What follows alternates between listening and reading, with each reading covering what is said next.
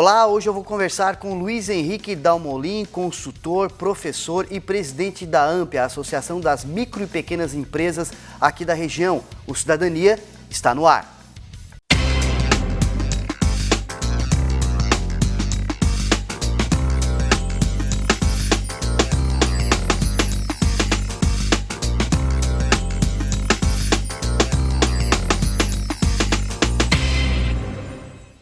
Olá, desde já quero agradecer a sua audiência, a sua companhia em mais um programa Cidadania. Hoje eu vou conversar com Luiz Henrique Dalmolin. O Luiz ele é consultor, professor da Faculdade Senac e também presidente da AMP, a Associação das Micro e Pequenas Empresas e também do Empreendedor Individual.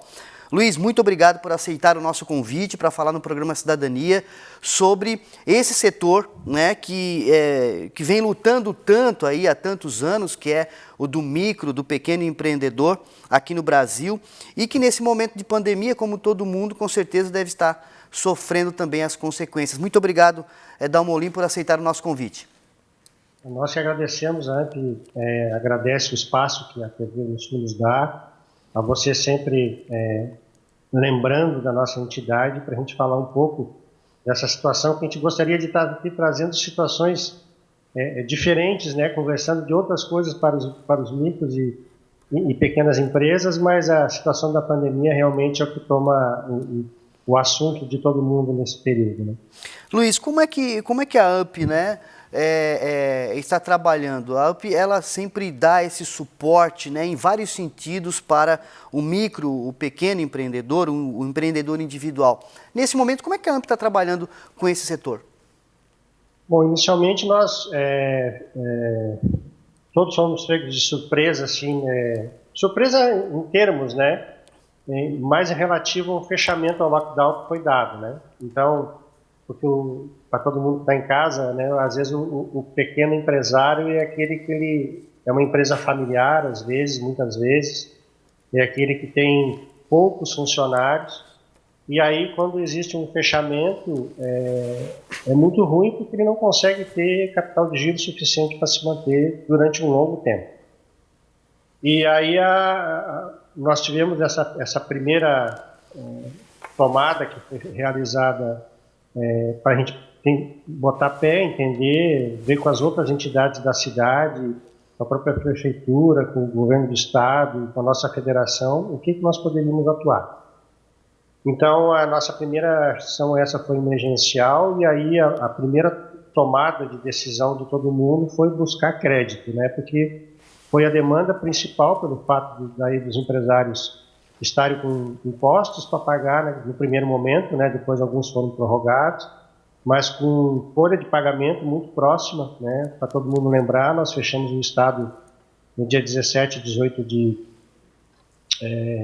de março, e aí já logo em seguida tinha 2 semanas depois, 3, tinha a folha de pagamento para ser feita e o faturamento das empresas muito baixo. Então, essa primeira busca foi pela possibilidade de se conseguir crédito para esses empresários. E aí, depois, tendo o crédito na mão, tudo ficaria mais fácil, né? Então, essa foi a primeira ação, e não só nossa, de outras das federações todas, do Brasil inteiro, tentando visualizar uma possibilidade de como que seria feito a manutenção da bicicleta continuar andando, né? Porque a gente parou de pedalar, só que a gente estava num determinado momento que tinha que funcionar o pedal de alguma outra forma. E aí foi pedido isso, né? Nada mais, a gente começou a verificar as demandas dos núcleos, né? A AMP trabalha com 6 núcleos. E aí os presidentes de núcleos também traziam as demandas dos nossos associados, né? Para todo mundo lembrar, nós temos o núcleo da Rede Construforça, que é o pessoal da material da construção. Nós temos o núcleo da mecânica veicular, que é o pessoal da mecânica leve e autoelétrica. O pessoal da UNUMEP, que é da mecânica pesada. O núcleo dos cervejeiros artesanais. O núcleo do GNV, né, das empresas convertedoras de GNV, e o núcleo do transporte escolar. Luiz. Então, esses núcleos, eles têm bastante associados, e a gente ficava escutando, então, a demanda, né, dos associados e dos presidentes dos núcleos para, em especial, o que estava acontecendo com cada um. Ok, Luiz, só te interrompendo um pouquinho, o que representa, né, o que representa para a nossa região, qual a fatia, né, de representação da nossa região relacionado aos micros e pequenos empresários? Existe bastante nesse setor, né, aqui na nossa região, né? 98% das empresas formalizadas são micro e pequenas. Então, 98% das empresas que nós temos em Tubarão, região e no Brasil como um todo são micro e pequenos. Para você ter uma ideia, somente em números de microempreendedor individual, em Tubarão nós temos 6.230 MEI, que é aquele que fatura até R$81 mil por ano e que pode ter um funcionário somente. Então é um número bastante grande. Eu até fui olhar esses dias porque alguém me perguntou, nós temos, por exemplo, só em Tubarão, entre cabeleireiros e barbeiros, nós temos 449.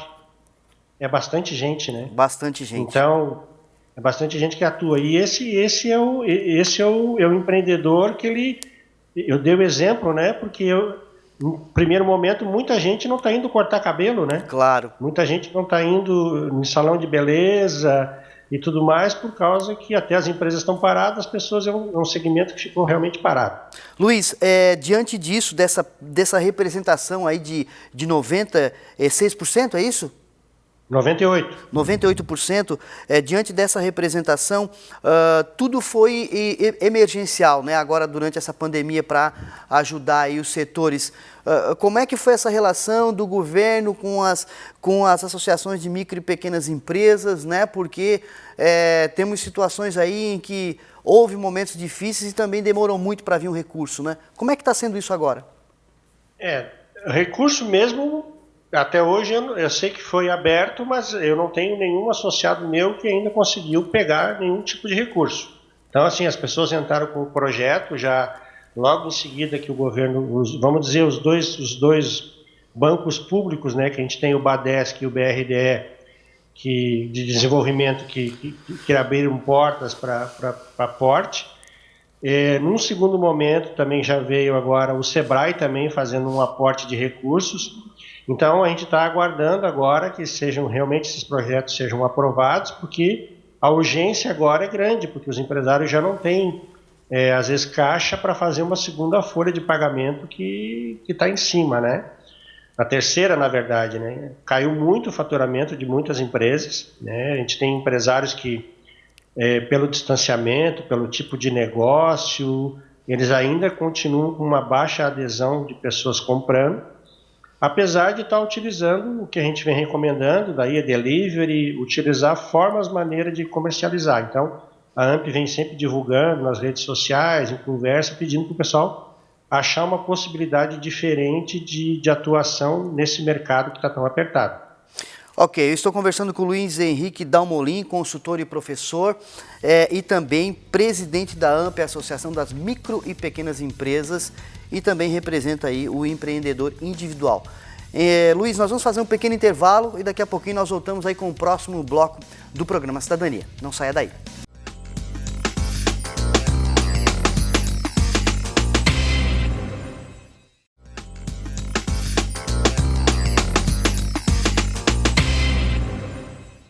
Estamos de volta com o programa Cidadania. Hoje eu estou conversando com Luiz Henrique Dalmolin, presidente da AMP.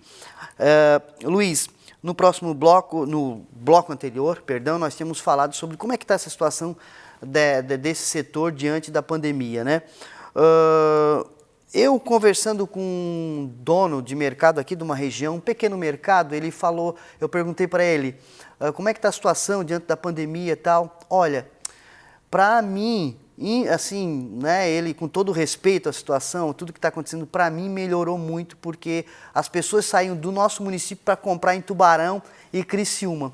E com isso, né, as pessoas estão comprando aqui no nosso mercado e melhorou bastante. Inclusive a questão delivery também, de rancho, de compra, ele também adotou.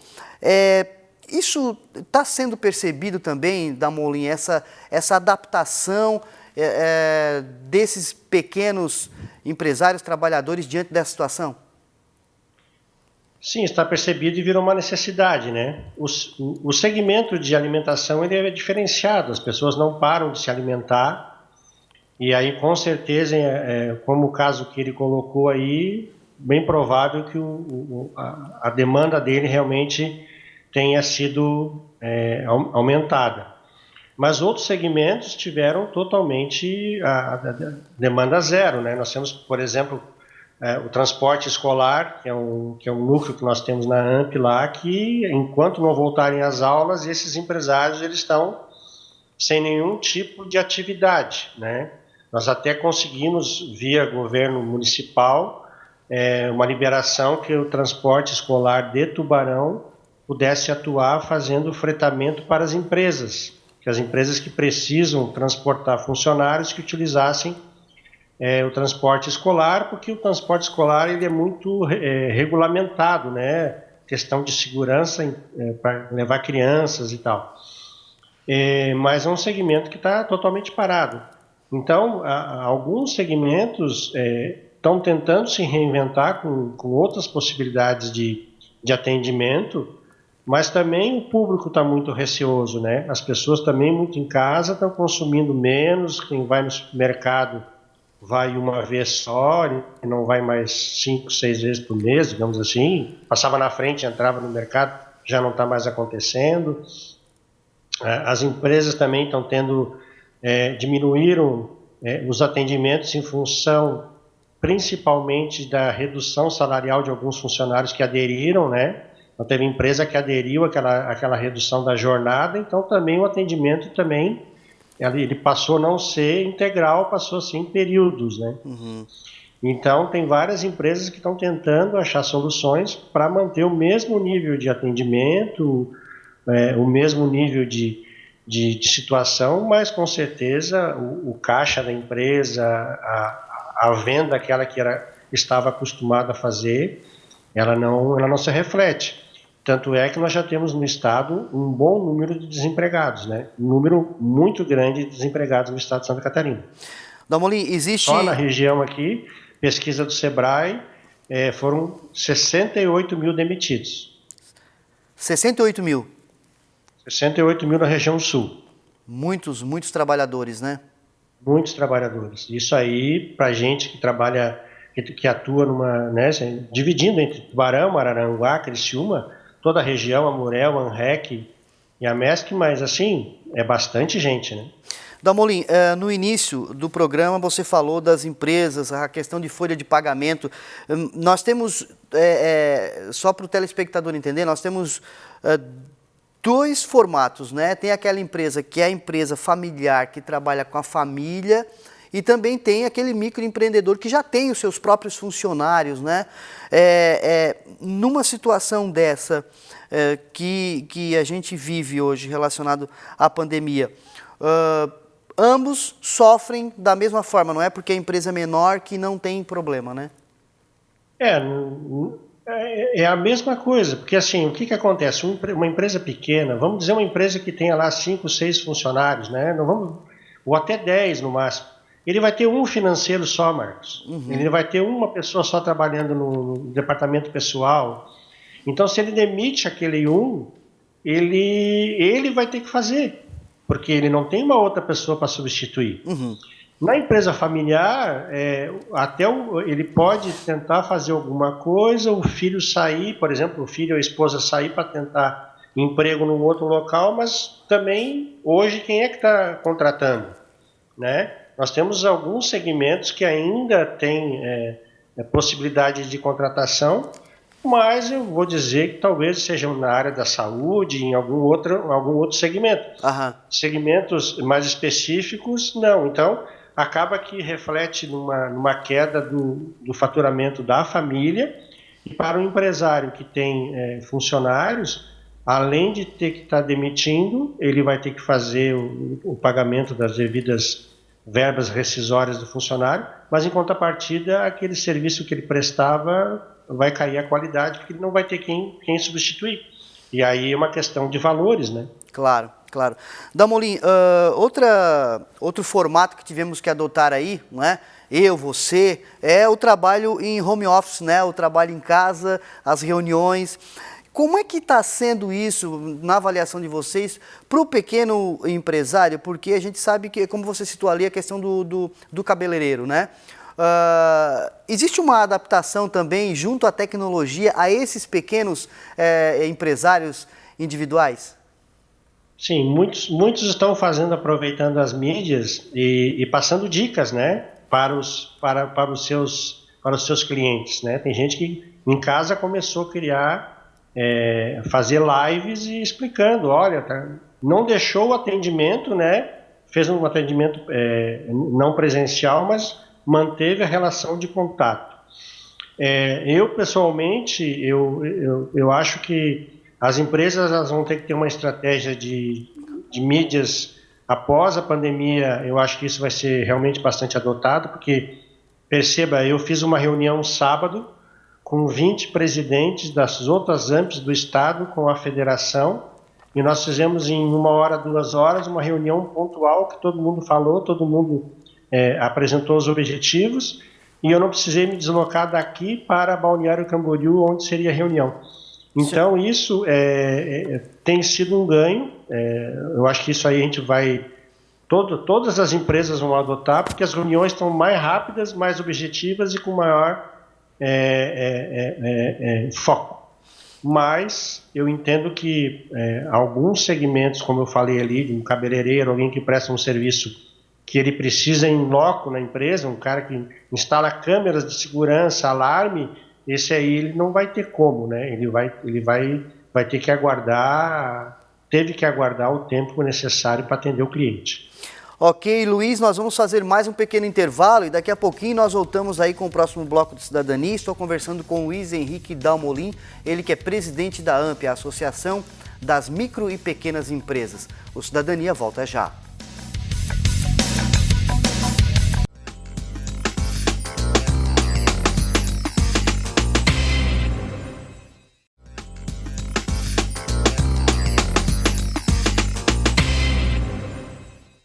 Estamos de volta com o programa Cidadania e estou conversando com o Luiz Henrique Dalmolin, consultor, professor, presidente da AMP.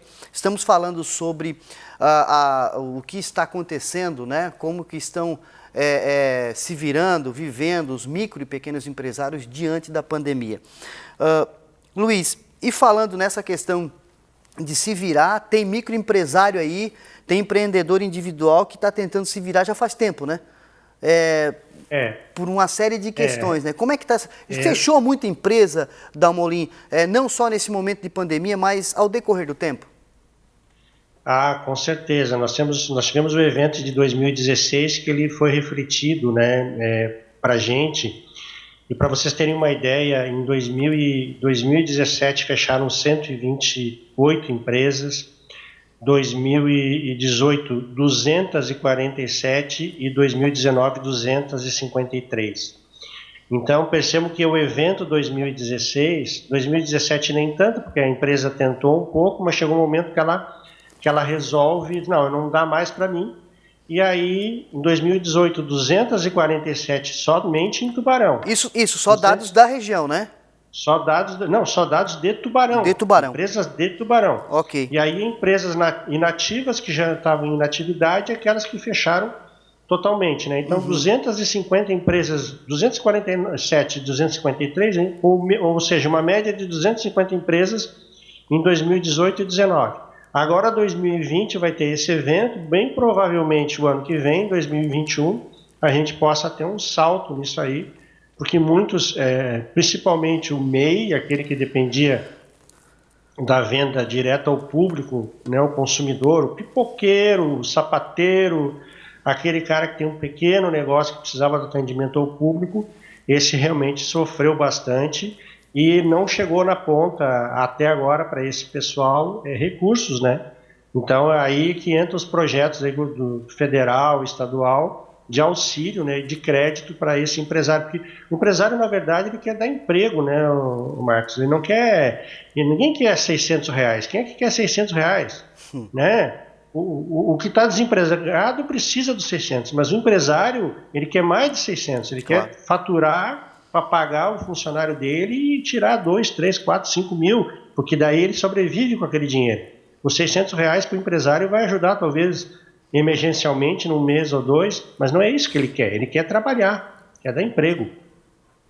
Luiz, e falando falou aí, né, nessa questão de ajuda governamental, de investimento, de recursos, nós temos aí um projeto chamado um programa Pronamp. O que é isso? Vai ter uma discussão agora, parece, pelos próximos dias, né? Fala um pouquinho sobre esse projeto. Esse foi um projeto do senador Jorginho Mello, aqui do Estado, que entrou com um projeto aí. A FAMPESC, que é a nossa federação, fez junto com ele uma proposta e aí ele colocou esse projeto que, na verdade, é um programa, não é somente uma ajuda emergencial agora na pandemia. Também é na pandemia, mas vai se estender o resto da vida. Okay. E a ideia qual é? É que o governo federal seja o garantidor, o aval seja dado da pessoa física, não precisa, então, ter que dar terreno, ter que dar casa, ter que dar carro, ter que dar garantias reais para os bancos. Então o governo federal fica como garantidor. Existe um prazo de carência de 8 meses e mais 36 meses para pagar. E o legal é que a taxa de juros é a Selic mais 25%. Então ele tinha colocado no projeto 5%. A nossa maior preocupação é os bancos terem interesse em oferecer, porque banco com taxa muito baixa não tem interesse em oferecer produto. Correto. Ele pode emprestar, né? Então essa é a nossa demanda maior agora, é tentar que o governo federal convença, principalmente os bancos federais, no caso a Caixa e o Banco do Brasil, para ofertar. Eu acredito que realmente esse projeto vai ser o projeto que vai chegar o dinheiro na ponta, porque crédito dos bancos estaduais é muito pouco, e os bancos que estão ofertando dinheiro particulares estão ofertando a 1% ao mês. Uhum. Isso para o empresário está muito alto, né? Com uma Selic de 3,75, a gente faz a relação, está muito alto. Mesmo porque o giro está muito baixo, né, Damolin? O giro está muito baixo. O juro muito alto, não tem como, né?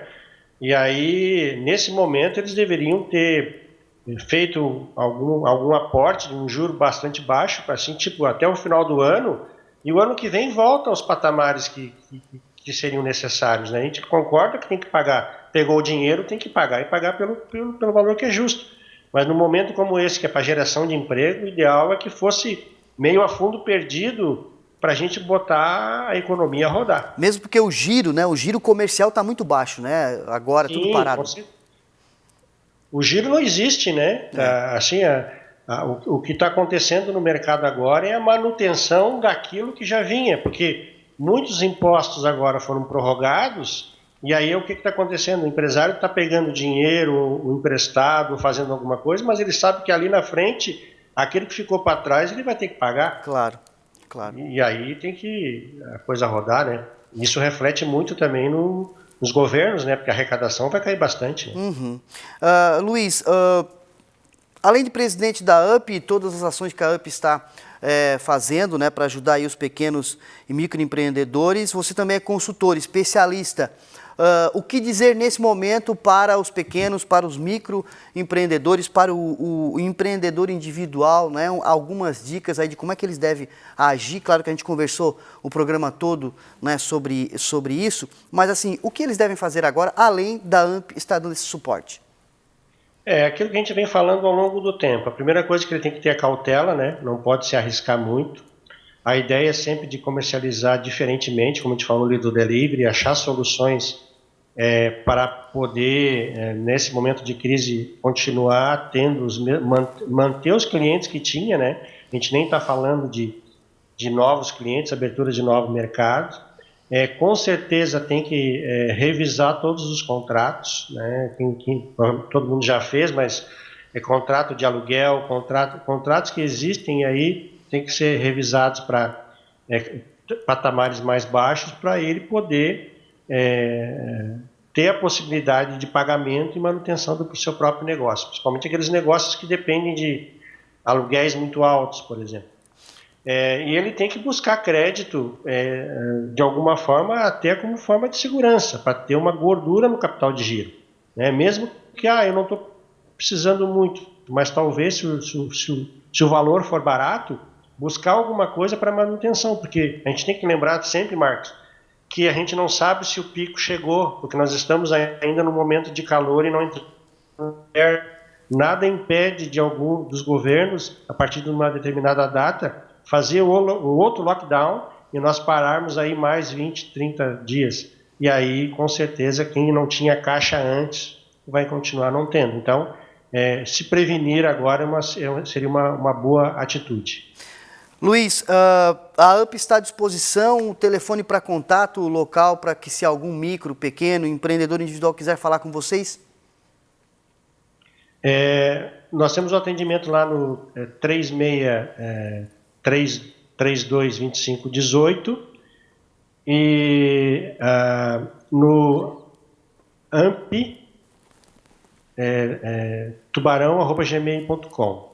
E aí entra em contato com a gente, conversa, a possibilidade também tem o site, né? Só procurar AMP Tubarão, no site da AMP vai estar todas as informações, e a gente está tentando fazer o máximo possível para todo mundo sair pelo menos pelo menos como estava antes, né? Antes da pandemia. Mas eu sei que todo mundo foi impactado muito fortemente e a gente vai ter reflexos para frente agora, para os próximos anos, que talvez mudem um pouco a característica dos negócios, né? Eu conversei com o Luiz Henrique Dalmolin, presidente da AMP, consultor, professor. Luiz, muito obrigado por participar do programa Cidadania, trazendo essas informações para esse setor, né, que é 98% da nossa economia. Muito obrigado pela participação. Eu que agradeço novamente o espaço que sempre nos é dado. Eu peço sempre que os empresários façam, né, os seus negócios a partir de agora baseados em informações, né, em dados, porque esse momento é um momento que é crítico, mas ele vai passar. Eu acho que a gente tem que ter otimismo, né? Todo mundo lembrar que a gente sempre conviveu com vírus, com bactérias a vida inteira, e esse é um momento só que agora a gente estava despreparado. Mas a partir de agora o empresário ele tem que botar a cara na rua e correr, porque o ano de 2021 vai estar à nossa espera. De 2020 não, mas de 2021 vai estar à nossa espera aí. Muito obrigado mais uma vez, Luiz. Obrigado. Tchau, tchau. E assim nós encerramos mais um programa Cidadania. Eu falei com o Luiz Henrique Dalmolin, consultor, professor e presidente da UP, a Associação das Micro e Pequenas Empresas, e também representando aí o microempreendedor individual. Cidadania fica por aqui. Muito obrigado pela sua audiência, um forte abraço e até a próxima oportunidade.